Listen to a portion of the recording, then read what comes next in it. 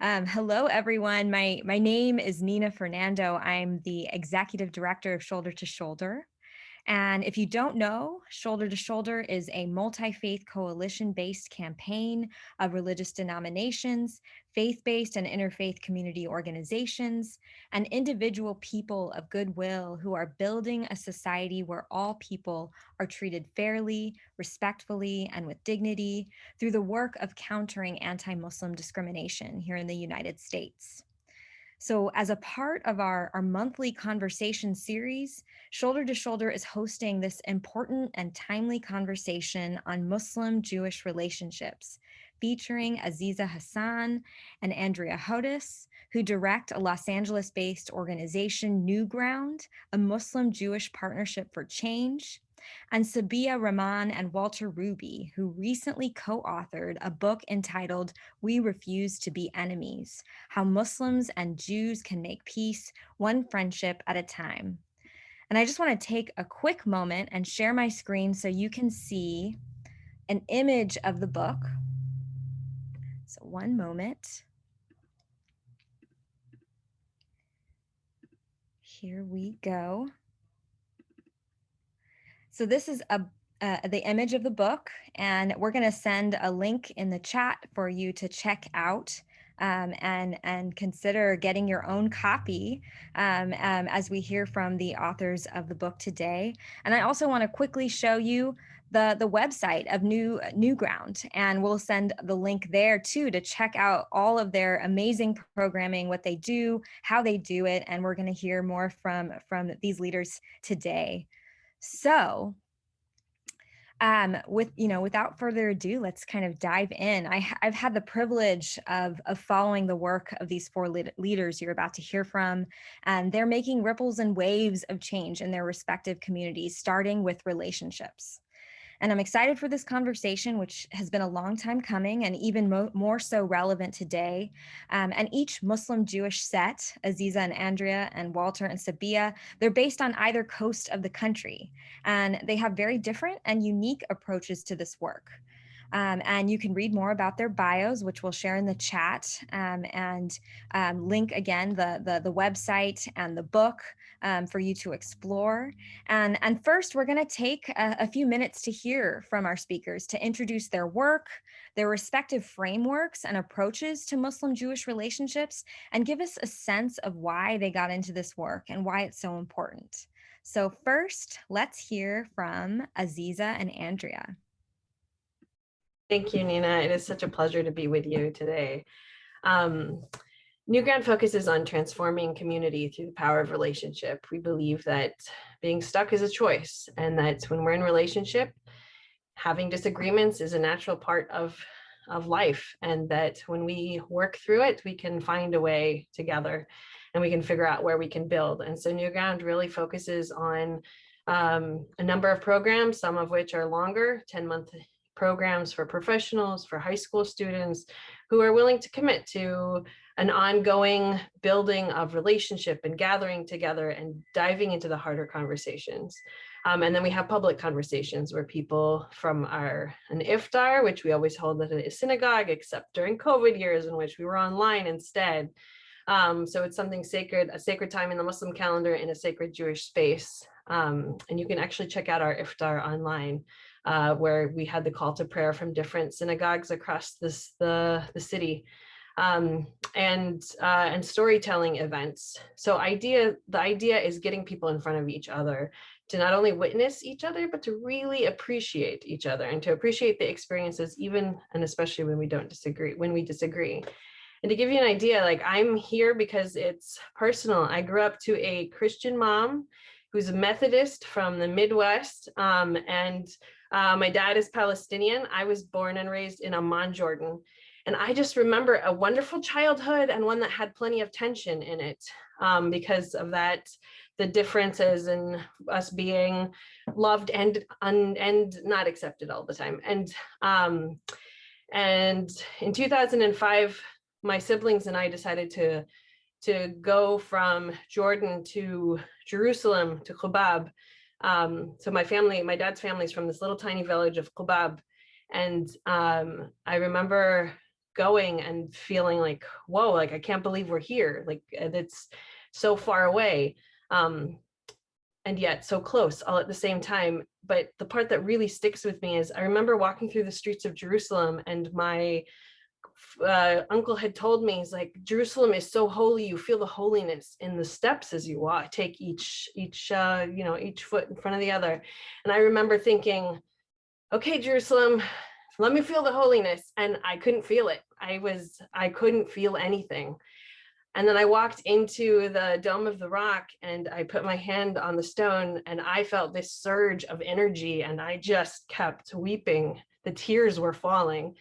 And with time, I realized it wasn't that I didn't feel anything. It was that I was so angry. I was holding on to so much emotion.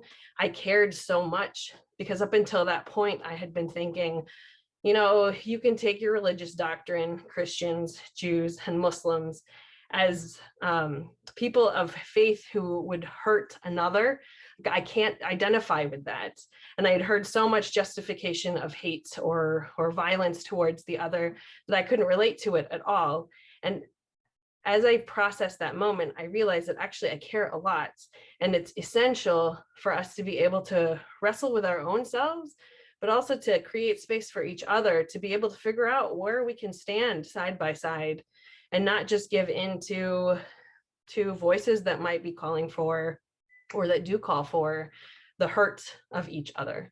And so that's why I'm here. I'm here because I care deeply, and I know a lot of other people who care deeply. Thank you, Aziza. We've never told our stories next to each other like this.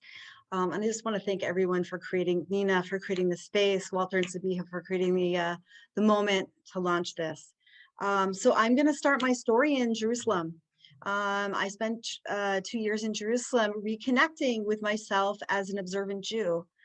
And I'm a performing arts educator. And I created a piece called Cutting My Hair in Jerusalem, which was about my struggle with the tradition and my engagement with the tradition as a feminist. It was part of a multicultural theater piece for a while, but there were no Muslim women in this theater piece. There were Black women, bicultural women, Asian women, other Jewish women, and I decided after I started hearing Muslim women's stories about hijab after 9/11, I started to see how their stories were different.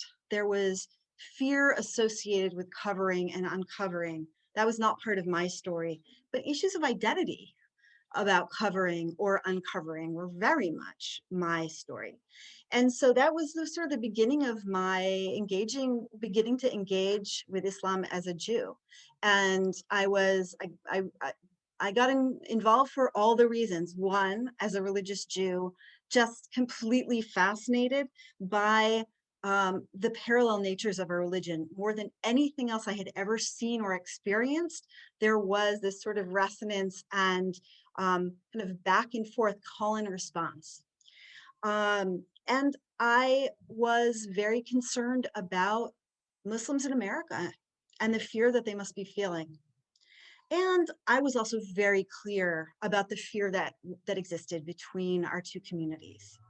And so I slowly but surely got in completely. So I started off just being a part of one of the fellowships. I facilitated the high school group. My daughter joined the high school group. And eventually I became a facilitator, and now I'm the associate director. And I want to share in this last minute just one story from the fellowship in 2017. It was January. We spent 9 months together. We look at Islam and Judaism together, Islamophobia, anti-Semitism. We learn conflict transformation skills and communication skills. And eventually we have a very long and very rich weekend on Israel and Palestine, difficult weekend. And we work on sustaining our relationships through all of these conversations in intra-faith and interfaith. And I think my minute might be up. So I'm going to keep you on the edge of your seat about January 17th to 2017, because we'll come back in one of the next questions. Yes, definitely. We can't wait to hear more about that. So passing it over to Sabeeha and Walter. Thank you, Nina, and thank you all for joining us. For me, interfaith dialogue started in the 1970s when my children started school. I did not want my little boys to come home and say, Mommy, why are the boys calling me a terrorist? And that is what got me and my husband started in engaging in multi-faith dialogue across the spectrum. After 9/11, it picked up in intensity, but it was after the 2016 election that it took on a whole new dimension. Until then, we had been engaged in dialogue and in events, and of course, some writing as well. But seeing the rise of Islamophobia and anti Semitism and white nationalism is when Walter and I decided to take a different path, a new path for us, which was to write a book about our experiences so that our message could get to people where we could not go in person. The key thrust, the key message in our book is that given this climate, given the climate in the United States, Muslims and Jews cannot afford to let the Middle East conflict divide us. We are far more than the Middle East situation. There is much more that unites us than divides us. And in these divided times, we need to come together. We call for interfaith dialogue because we have engaged in interfaith dialogue and we know that it works. We have seen its impact. We have seen the impact from the transition to being skeptical about one another, to begin to understand each other, and then become advocates and allies and ambassadors, and eventually even become friends. Walter and I also wrestle with the elephant in the room, two elephants, in fact. The first being the Israeli-Palestinian conflict. It's too big. It's too big a size for us to brush it under the rug. So in our book, we engage in a debate and in a dialogue. We listen to one another. We try and understand where each one is coming from, and we disagree, and we move on. We also address some of the difficult passages in our scriptures that have made each of us uncomfortable, and we try and reconcile those. We also share some of our lessons learned, like an 8-point plan, which we will get to later in this discussion. But I'll turn it over to Walter now. Thank you so much, Sabeeha, and thank you, Shoulder to Shoulder, for hosting this. As you'll see, you'll see at several points in this narrative that I'll share today, that how my own path in Muslim-Jewish relations connected with Shoulder to Shoulder on a couple of really important moments for me. And also, I also had the pleasure of working with Andrea and Aziza in LA in Muslim-Jewish relations, which is a great privilege, and I really admired incredibly the work of NewGround. So how did I get into it? Well, I got into it basically as a journalist. I had lived in Israel as a child, and then as a young adult, I started writing for the Jerusalem Post and other papers in Israel back in the late 70s, came back to the States. I worked for those papers, well then for the Jerusalem Post and American Jewish newspapers, and then later others for about 20 years during the 80s and 90s. And I was based at the UN a lot of that time, and I was covering the Israeli-Palestinian peace process. I would say was my main, the story that was the most important to me. I thought that I was, a witness to history, and I was going to live to see peace. Believe deeply that Oslo peace process would take us to the right place. Obviously, it crashed and burned in the early 2000s, which for me was a personal tragedy, I would say, as I'm sure it was for many of you. So I was looking for another path. Okay, so that's not working now. What can we do here? And sort of stumbled across Muslim-Jewish relations, first locally in New York as a possible alternative. And then I went to an amazing event called the World Congress of Imams and Rabbis in Seville, Spain in 2006. And I saw something which I hadn't expected. I was a very secular Jew, and sort of had been prejudiced, I think you could say, against the religious communities. But suddenly I saw these rabbis and imams from around the world, including rabbis from the Israeli rabbinate and Palestinian imams from Gaza connecting in a free-flowing and intellectually exciting manner as they discussed and discovered mind-blowing similarities between the two faiths. It was so different, I thought, from the secular politicians on both sides who really botched Oslo. So then the next thing that happened was in 2008, Rabbi Mark Schneier hired me as the Muslim Jewish program director for the Foundation for Ethnic Understanding, a New York-based not-for-profit. Amazing job. We were kind of figuring out on the run what a Muslim Jewish program director did. Basically, what I did was I was a kind of a matchmaker, a shadchan, as we say in Yiddish. I traveled North America and later also Europe, bringing together imams and rabbis and lay leaders in many different cities. I'd go to LA and try to bring together an imam and a rabbi. I'd go to the Bay Area, et cetera, for twinning events. And then we would have something called the Weekend of Twinning, or later the Season of Twinning, where we would try to hold as many, to facilitate as many of these twinning events as possible between mosques and synagogues, but also student groups and women's groups and different groups. So I just felt incredibly privileged. It was an amazing time to be part of, to see the building of this movement, block by block, imam by rabbi, et cetera, to see the growth of a movement of Muslims and Jews committed to communication, reconciliation, and cooperation. I felt like I was doing holy work and couldn't have imagined a better job. Eventually, though, that led me to look for a Muslim co-author to write a book about our movement and a manifestation of why our two communities need to stand together for democracy, human rights, and religious freedom. And this was already 2016, 2017, so you understand the context. But we saw this, Sabeeha and I, as essential elements of the American creed, which make both Jewish and Muslim life viable in this country. So I was lucky, so fortunate to run into, I already knew Sabeeha, but we suddenly, well, you read the book, How We Met, but to have the chance to connect with her, to have her agree to be my co-author, partly because I loved her first book, which I think she talked about. And anyway, it was exactly the right co-author, and I'm so grateful she accepted. Thanks. Great. Thank you so much for starting us off. So for folks who joined later, we want to encourage you to introduce yourself in the chat so we know who you are and who's in the room. But also want to encourage you to type in your questions if you have any in the Q&A box or in the chat. We'll try to bring them in the conversation. So the first question I want to start is shared values.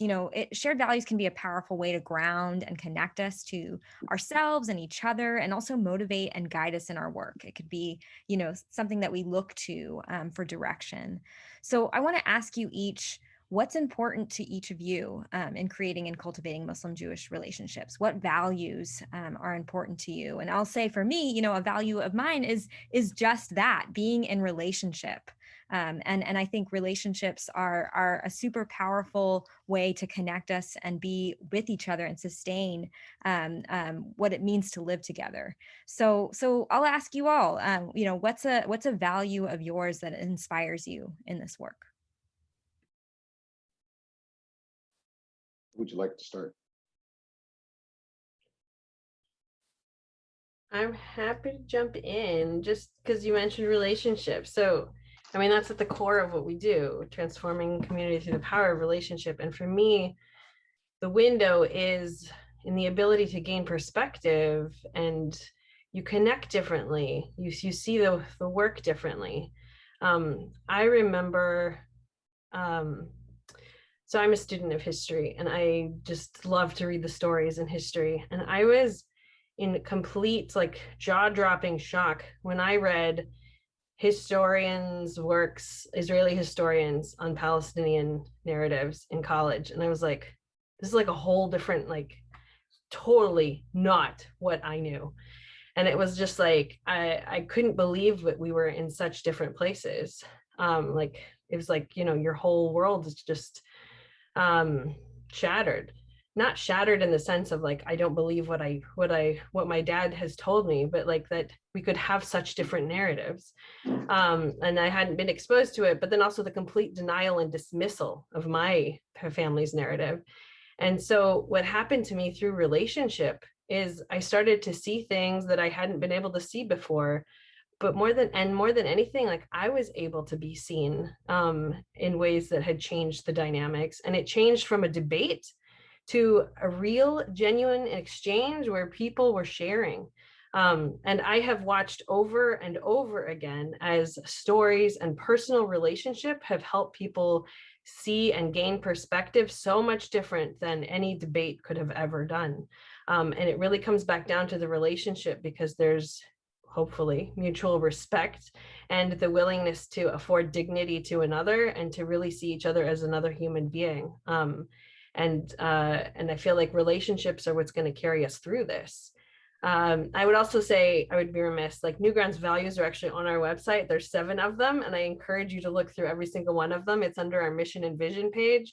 But I would just focus on relationship right now, because I think it's how we get through, and it's how we find a way to deal with complicated issues.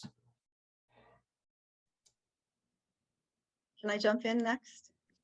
So just following on this idea of relationships, one of our values, the relationship values, value is relationships before politics. So that doesn't mean that we don't do politics. It means we do politics from inside of relationships, which means each person in the room needs to be able to articulate what's at stake for them personally, once people know one another. And that's what allows an expansion. I want to go for a second to Sabeeha's elephant in the room. I feel like this is, we've got the proverbial elephant in the room, and to kind of put those 2 elephant stories together, right? That we were kind of in that room with the elephant with our blindfold on. And we each have a different part of the elephant that we are holding on to, often very tightly. And I see that the work we're doing to try to loosen the blindfolds, I think the only way we get the elephant out of the room, or we have to be able to see all the parts of the elephant together, to problem solve how to get that elephant out of the room. And we can't do that if we're not in relationship. Yeah, so that's on elephants and relationships. Well, great.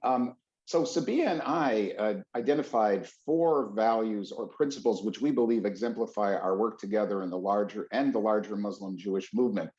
The first, I'll give you the first 2. The first one is the aphorism, if you save one life, it is as though you saved the world or you saved all of humanity. And this is a manifestation of the premise at the heart of both of our faiths, that life is sacred and every human soul is sacred. And I think it's so important that we know that about each other, and that we share that same foundational idea. And yet the vast majority of Jews have no idea that this idea is articulated in the Quran. And the vast majority of Muslims to this day don't know that it's in the Torah. In fact, being honest, neither Sabeeha or myself knew that about the other until we got into this work. So again, it's one of this mind. This is just one of the many mind-blowing commonalities that we have between our faiths that we need to learn about, and we often, most of the time, don't know about each other. But that this one in particular shows the commitment to mercy, compassion, and justice that's at the heart of both faiths. So the second one I just want to mention is Tikkun Olam and Islah. Tikkun Olam is repairing the world in Hebrew, and Islah is loosely translated as reform in Arabic. But I think they're kind of overlapping concepts, but they both express the common moral imperative in both faiths to help those in society who are most in need. And I found that fulfilling that obligation, or as we say in Hebrew, that mitzvah together, is really, really powerful. And we've done that in many twinning events that I've been involved with organizing, going out and doing social service together, social action, whatever you want to call it. I'm talking about feeding the hungry and homeless together, visiting sick and elderly people together, cleaning up abandoned lots in inner city neighborhoods, health fairs where Muslim and Jewish doctors together serve people who don't have health insurance, doctors and dentists. All of those things are just so powerful. To do that together has the impact of bringing us incredibly closer. So So Sabeeha? there are two other values that unite us. One being welcome the stranger. Both the Quran and the Torah command us to do that. My mother was a refugee who was welcomed in her new land of Pakistan when India was partitioned into India and Pakistan. And then fast forwarding to 2016, when the presidential election took place, the morning after, we Muslims felt an existential threat. We weren't sure whether we could even exist in the United States. At that moment, a rabbi from our local synagogue, neighborhood synagogue, called my husband and said, "We are standing in solidarity with you, and I would like to accompany you to a mosque." My husband took him for Jummah prayers, and he stood there looking very much a Jewish person amongst the Muslims, stood shoulder to shoulder, said the prayers, and after the prayers were over, people stood in line to come and shake his hand and say, "Thank you for coming." One man walked up to him and said, "I wish I could give you a gift, but the only thing I have on me," and he held up his prayer beads. He said, "This is a family heirloom. This is very precious to me, and I would like you to have it." The rabbi's eyes teared up. And when my husband told me about it, I thought of what Martin Luther King had said, that only in darkness can you see the stars. He wasn't the only one there. Non-Muslims from the neighborhood had come and had packed the mosque on that day. And the fourth principle that unites us is standing by one another.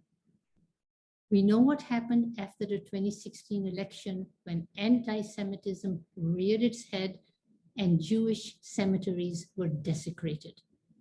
In those moments of shock, two Muslims, Tariq al-Messina and Linda Sarsour, started a fundraising campaign, and their goal was to raise $20,000 in 28 days. They met their goal in 3 hours. And by the time the clock stopped, they had raised $162,000 and more. Just one example of standing up for one another. Thank you. Thank you for giving us such concrete examples of what it looks like to do this work. I know that like there's so much to talk about in this time, and we're already halfway through just about. I want to read this quote really quickly. As members of this is a quote about the book, We Refuse to Be Enemies, that Walter and Sabeeha put forth. They wrote, "As members of the two largest minority faith communities in America, we must stand together at this portentous moment in American history. Neither of our communities will be able to prosper in America characterized by xenophobia and bigotry." End quote. So I think all of us that are joining this call and this conversation understand a lot about this moment. And rather, I want to dive into some of the other pieces and hear from our speakers. So thought that this could be a moment for folks in the chat to write a few notes about this moment. What about this moment makes this work so important? Tell us what characterizes this moment in our history. What's at stake? Tell us what's at stake if we stay in our own silos and communities and don't take part in multi-faith engagement and relationships. Tell us a little bit more about that moment. So if I may go, democracy is at stake. We know what happened on January 6th. We know what almost happened on January 6th. And this is not a thing that we can put into the past and dismiss. This was a prologue for what is to come. And we see that playing out in the voter suppression laws that are being passed in many, many states. And if this trend continues, it will weaken democracy. And it is the minority communities and the minority faith communities that stand to lose the most. Islamophobia is on the rise. Anti-Semitism, it happened after the election, and it happened after during the most recent conflict in Israel and Palestine. There is bigotry, there is prejudice. If we stay in our silos, the walls will only get higher and we will get only more isolated, and our very existence and survival will be at stake in this country. To follow that up, I personally was devastated on October 27th, 2018, when I turned on the TV that morning and I saw that a neo-Nazi gunman had broken into the Tree of Life synagogue in my hometown of Pittsburgh and had massacred 11 Jews at prayer. And I remember on that awful morning watching CNN, just this sickening realization, like this thing came to me like, for the first time in my considerable life, my long life, I don't feel safe as a Jew in America. So there was a deep sense of my own personal vulnerability. And just at that bleak moment, I witnessed on the TV a group of Muslims from the Islamic Society of Pittsburgh who had rushed over to the synagogue to express their solidarity with the Pittsburgh community, tell us what we can do. They ended up raising a lot of money for the Muslims across America. So that was incredibly inspiring.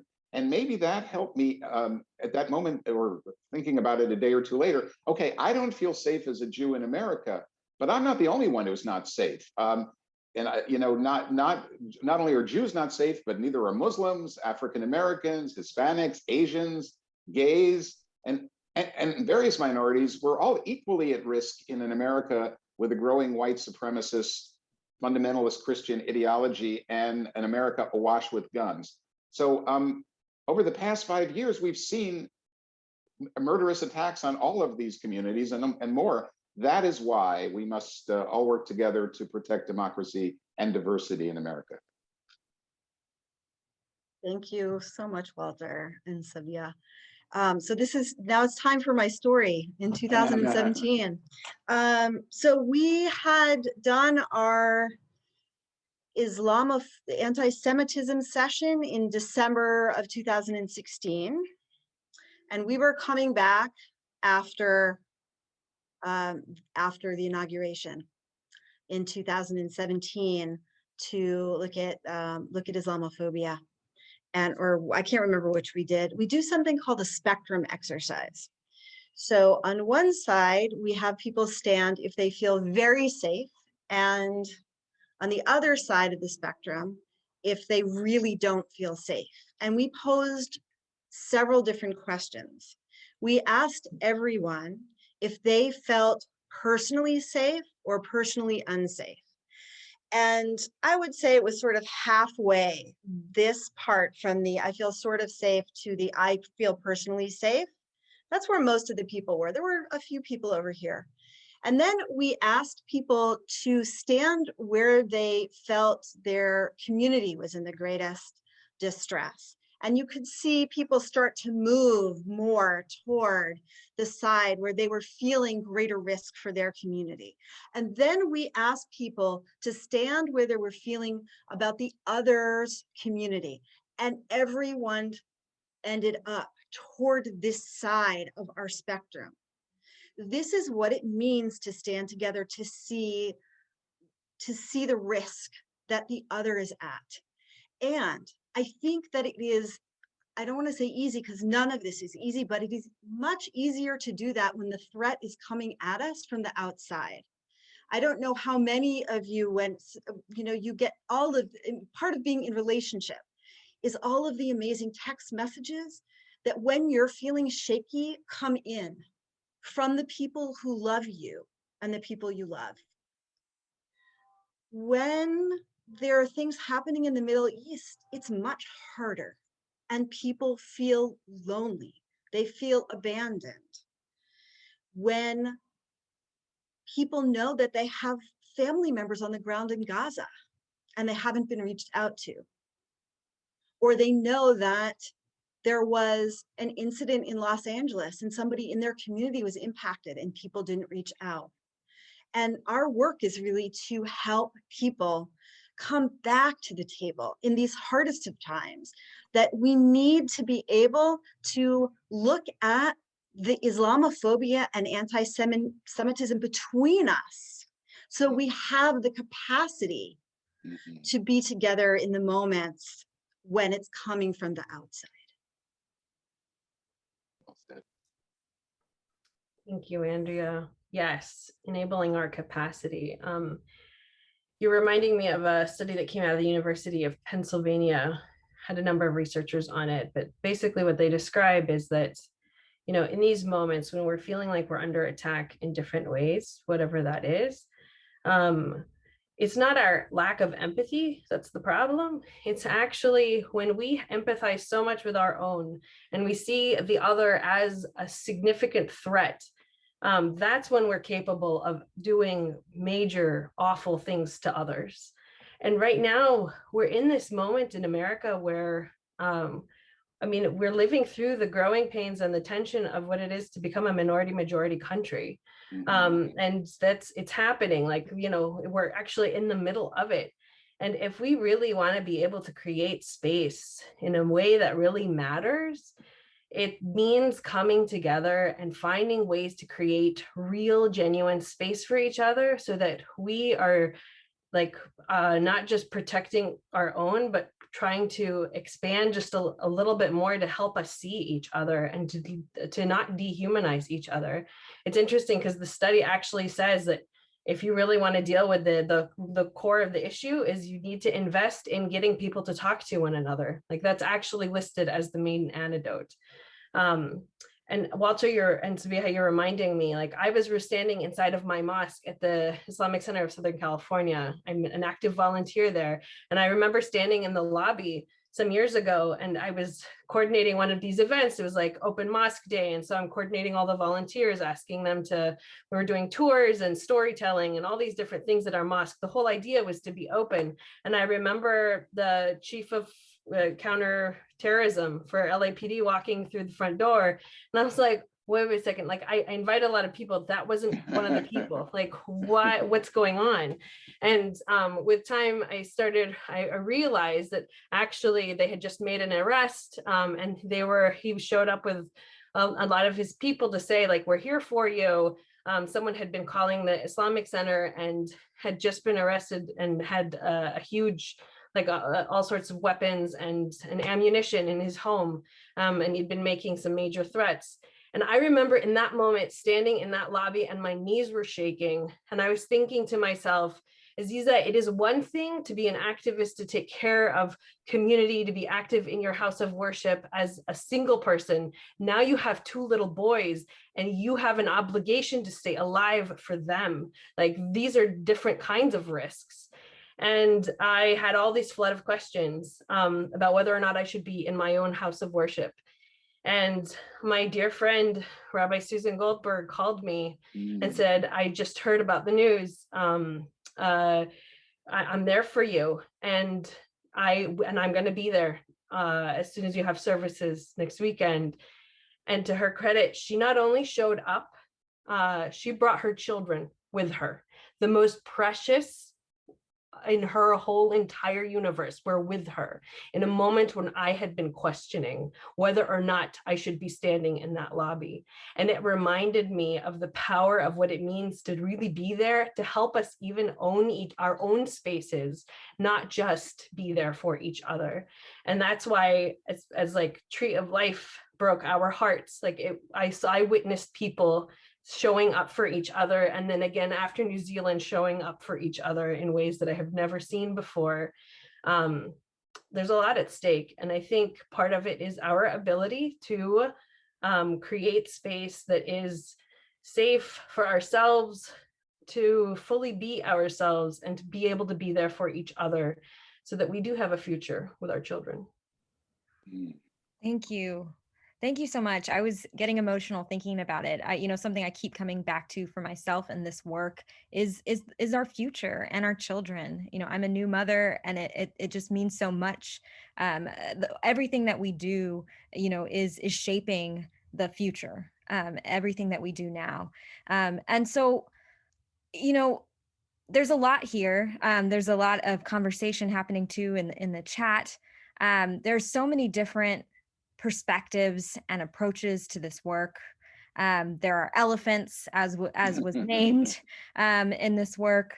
And wanted to ask, a quote that you shared, Aziza, at the very beginning, and is core to NewGround. You say, "We believe that conflict is natural and inevitable. It is not intractable, no matter the history, and being stuck is a choice." So oftentimes in the work that we do, Muslim-Jewish relationships, they're pigeonholed to be defined and framed solely by the Israeli-Palestinian conflict. And I want to ask you directly, how have you been navigating that? And want to start with hearing from Aziza.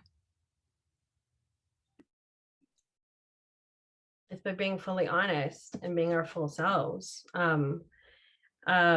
Like, we create intentional space where we can confront each other with compassion.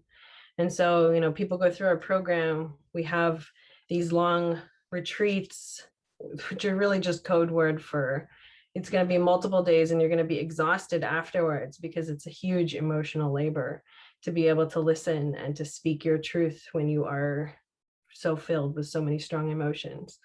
But like more recently, like, so the people who have graduated from our cohorts were either reaching out or we were reaching out to them. And some, like, I got a text from somebody and an email saying, "You have failed me. You have totally failed me."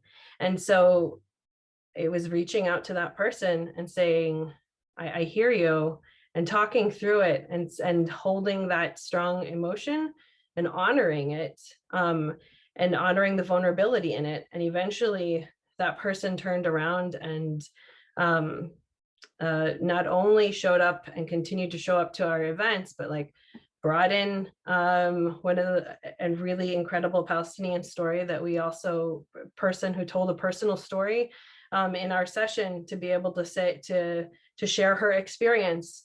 And I think that when we create space for each other's vulnerability, when we say, "I respect your need to walk away from the table right now. I am here for you whenever you want to talk. I am completely here. And if I'm willing to have the conversation," like, that's when we actually keep people at the table. Like, when we give each other space and we allow for the full expression and honoring each other, even and especially when it might hurt to hear the words to begin with. And so we've held a number of sessions, and some of what we do is to make sure that we're not isolating, but like getting, so we have Palestinian and Israeli perspectives on a panel in a story format of like what they're personally struggling with. They speak, there's some questions that we're asking in terms of a panel, and then we broke out into breakout rooms where we had Muslims in one room, Jews in another room, and we just allowed people to fully express what was on their minds and to hold that truth, but to give people separate space just to find their voices or to express their voices. And then several days later, we've convened again, and we had, we used all sorts of different tools for people to like hear each other and to express, but then also to reflect back what they had heard. And I think there's a huge step that sometimes we skip over when we're trying to do Israel-Palestine. It's about like the expressing, right? But we forget to mirror back what we've heard. And it's what I'm witnessing, and what our people, like Andrea has reminded me so many times, is that it's our suppression and erasure of each other that is at the heart of what we're seeing right now. There's this deep dismissal that I see time and time again.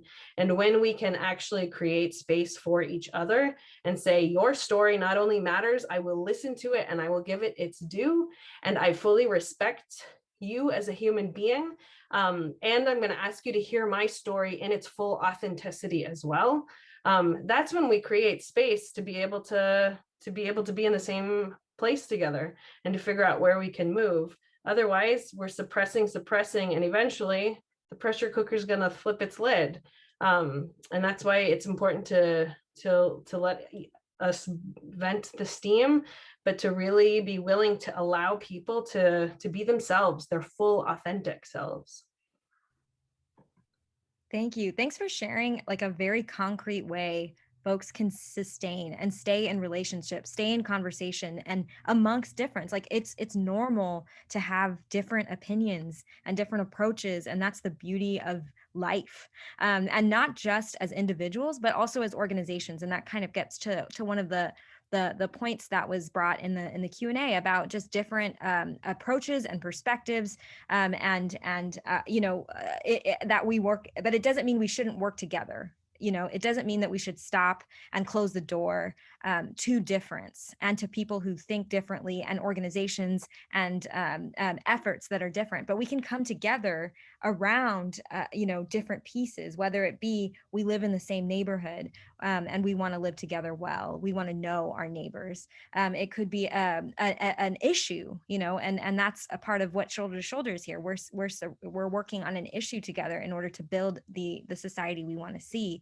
There are many ways that we can come together to address policies that are harmful or helpful to our communities. And we could disagree on other issues and other perspectives. That's part of being alive. Sabeeha or Walter, do you want to note on this? Sure. So I belong to the Sisterhood of Salam Shalom, and we had a rule, which was that for the first 18 months of a chapter's formation, we were not to engage in the Middle East conflict, only focus on things that bring you together, allow time for relationships to develop, for trust to develop before you go that way. So after the first 18 months were over, we still did not talk about it. Then another 18 months went by, we still did not talk about it. Things were going so well that nobody really wanted to wade into the murky waters. This time around, with this conflict, some of the chapters are talking about it. Some organizations, interfaith organizations, are having the dialogue. In some cases, it has worked, but in some cases, relationships have unraveled. What Walter and I learned through our experience was that, number one, there are about 8 approaches we need to take that we believe that would be meaningful to those engaging in interfaith dialogue. But the first is the recognition that we are Americans first. We live here. And whereas the Middle East conflict does matter deeply to us, there are issues here in America that are so urgent and so critical that also bring us together, that we need to work together on those. And that number 2, that we speak up together whenever there are injustices anywhere in the world, whether it is here or whether it is there. Another unifying approach. Walter, you can pick up on a few.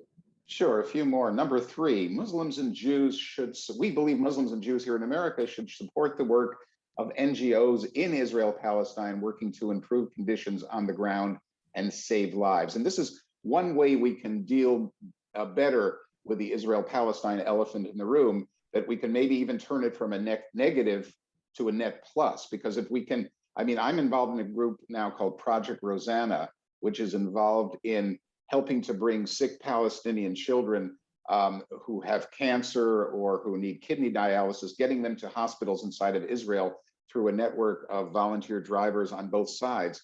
And so this is one thing that we are literally saving lives and, fulfilling the precept, if you save one life, it's though you save all of humankind. So that's incredibly important. I think that we try to do that, and that can help bring us together here.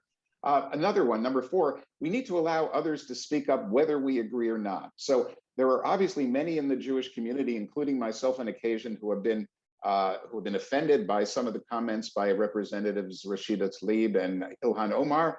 But they have as much right to speak up for Palestine on their side as Jewish senators and congressmen, of whom there are many, many more, as we know, whether it's Chuck Schumer, Ben Cardin in the Senate, or the whole 30 or more Jewish representatives. They have a right to speak up for Israel. And so I think that's a very important precept that we need to fully, let's say, take in. Number 4, number 5 is we should not allow the Israel-Palestine conflict to be weaponized in a way that drives our communities apart.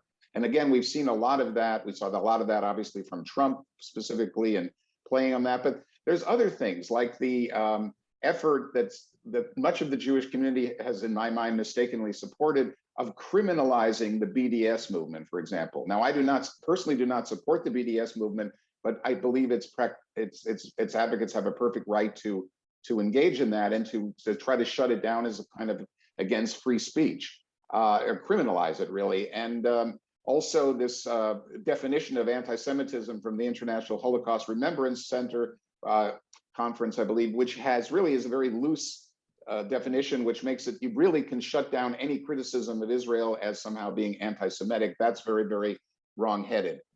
Finally, and the last one I'll share with you is we shouldn't denigrate and demonize people on either side. So Sabeeha had mentioned Linda Sarsour, who I respect greatly, and yet when she said that you can't be a Zionist and a feminist at the same time, that seemed to me an example of demonization and really reading Zionists out, demonizing Zionists in a way that is very unhelpful.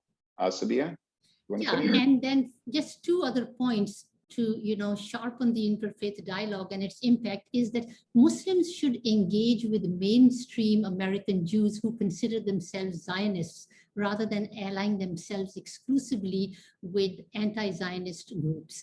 And likewise, Jews should engage with Muslims like Taleb and Omar, even though they disagree on the Israeli-Palestinian conflict, but they agree on programs and projects and causes that are important to us as Americans. And then finally, let us not denigrate one another label one another as anti-Semitic or Islamophobic. Criticism of Israel's policies and leaders is just that. It's not a criticism of all Jews. So we're hearing a lot. We're hearing a lot of different perspectives too, and there are folks in the room that will have more perspectives on this topic, and there's a lot to unpack. But in relation to what we're doing here in this country, we have this opportunity. Here in the United States, there's a question here about Jews and Muslims living together. Are there examples of that? And I will say we are living it right now here in this country, and we have an amazing opportunity to live well together. Because that is the foundational ideals of this country, ideals that we're still working to realize. And so that is an opportunity and a call to action for all of us. Another point, that was made here is about the differences within Judaism. There's different branches and outlooks: Orthodox Judaism, conservative, Reform, Reconstructionist, and beyond. And I will say, and the question is, does Islam have that? Do Muslims have that? Yes, absolutely. No community is a monolith. And I think that a function of anti-Jewish and anti-Muslim hate is to paint a community as a monolith. And we are. Can I speak to that, Nina? Is that all right? Yes, sure. Jump in. So you're just touching on something I've been wanting to get to, which is a really important value of our space, which is pluralism, whether it's political pluralism or religious pluralism. And it's a really important muscle. And we work it from the beginning, through the intra-faith work we do. No one gets to speak for Judaism. No one gets to speak for Islam, right, in our space. And I think one of the things that I've really been feeling deeply as I've been watching and hearing and listening and seeing is this sense of zero-sum identity that seems to often be at play. And I'm seeing and feeling and hearing a lot of the talking points coming from a place of, I'm not seen. I think Aziza was talking about this before. I'm not seen, so I need you to see me and I can't see you because it's too dangerous for me to see your identity. I have to assert my identity. And what's been amazing about this time internally is watching what happens when people are seen, when they feel that their pain or their identity is seen by someone who's very different. And sometimes it takes just a little phrase, even in a longer soliloquy that was very, very challenging for the listener to hear, but they heard themselves seen. I don't know how to describe this. There was this moment in the conversations that Aziza was talking about. And there was someone from one side who was talking about how she didn't feel seen. And while she was doing that, she spoke about being able to see the other position. It was one phrase, just one phrase. And that phrase allowed someone who had been very resistant to be able to open up and see in a new way. So I think that getting to curiosity and really being able to flex your pluralism muscles as much as possible is a very, very important part of this work, because if we don't see each other, if we try to zero one another out, we also don't move through this.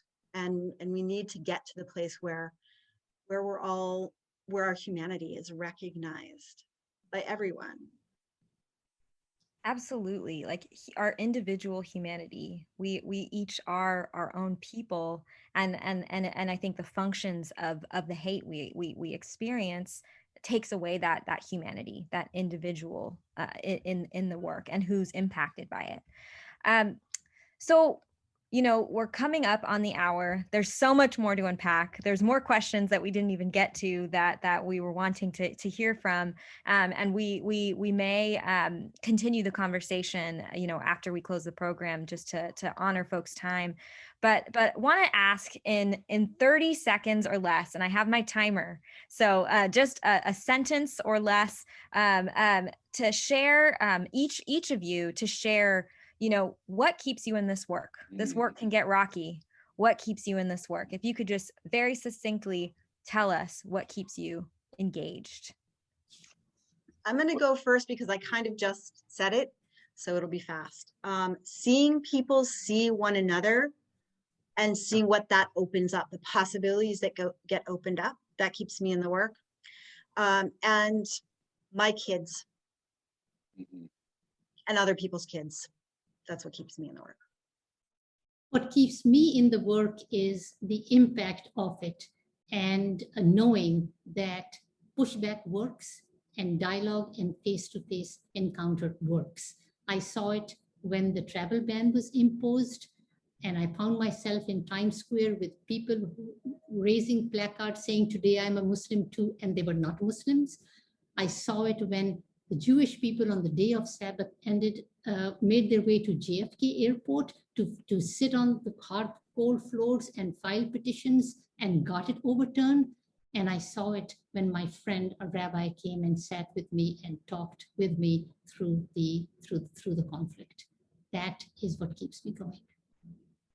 For me, it's a kind of awareness that I'm involved in something much bigger than myself, helping to build a movement which is a win-win for both of our communities and a blessing for America. I feel that very strongly.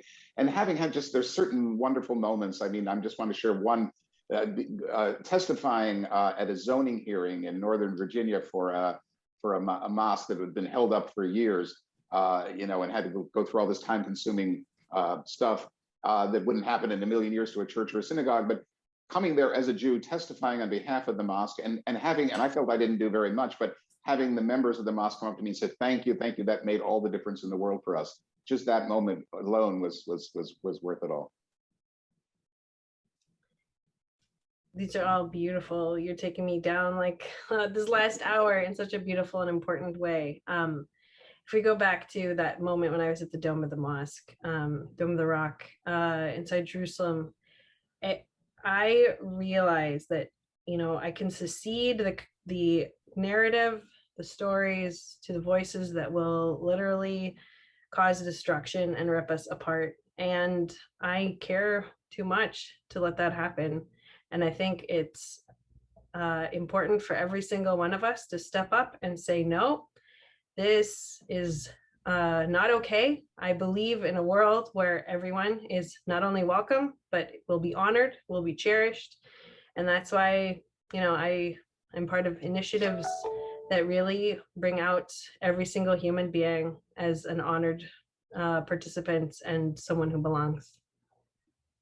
Thank you. So it is 2 o'clock and we want to honor folks' time. We will stay for a little longer to create space a little bit more and touch base on some stuff.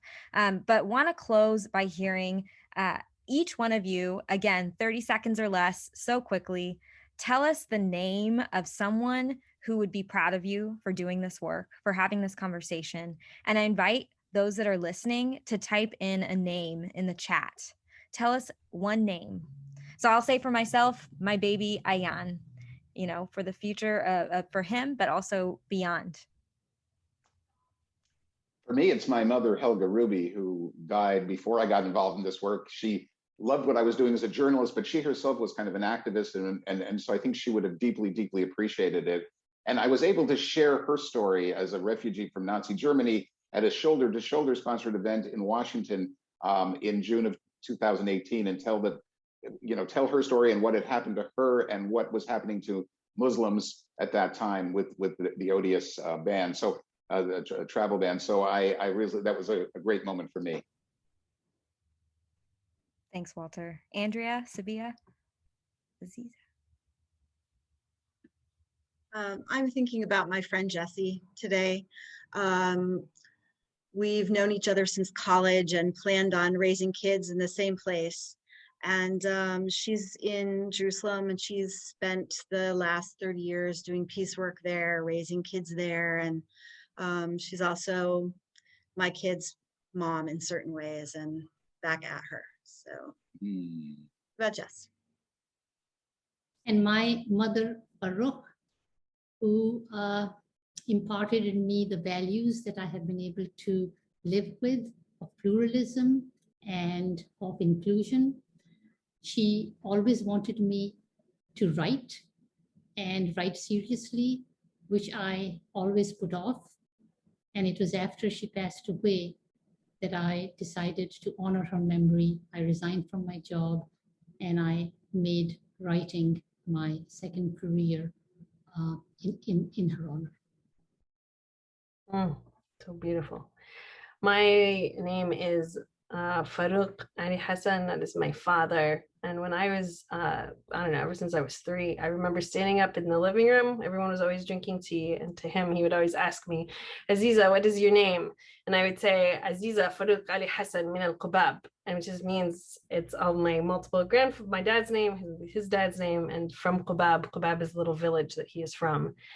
And he was probably 4 or 5 when he had to flee. And I think of him all the time, and my children, about how they're young and they have futures in front of them. And I know that their futures, I can do something for them. And so together, my father and my children, this is why I'm here. And Aziza, my mother's name was Farouk, which I failed to mention. Your dad's name and my mom's name, same name. Beautiful. Thank you so much. And thanks for folks for sharing. And there was it seems a joke, can we sing Kumbaya at the end? And that is actually on the rotation. That's on the rotation for me when I sing my baby to sleep. But also, like, I want to point out that this work is not just easy and great and happy and coming together in happy ways. This is really challenging work. This is serious. Our lives are on the line. Folks are being, attacked in different ways. There's real hate, and we heard a little bit about what's at stake, and I want to, thank profusely these individuals, these leaders who are doing the hard work amidst all of that. And so really, really thankful for sharing your best practices and ideas. And there's way more to share than what we even really touched on here. And there's, mistakes that we make. That's real. We make mistakes. There are different perspectives, people who come into this work and do it in different ways that are not in line with how we vision the work and what we do. And that's real. That's the realness of working amongst difference, and being in relationship, let alone like coalition and changing systems like there. But I really do believe that what you all are doing as leaders in your spheres and in your communities through these workshops, through these programming, through books, through education, through conversation, through relationship, it is making a difference. And we're so grateful for you sharing today. So thank you all. Thanks for all for joining, and more soon. Check out these great resources that are being shared here. So thanks Thank all. you. Thank you, Thank you Nina. so much for creating Thank this you. space.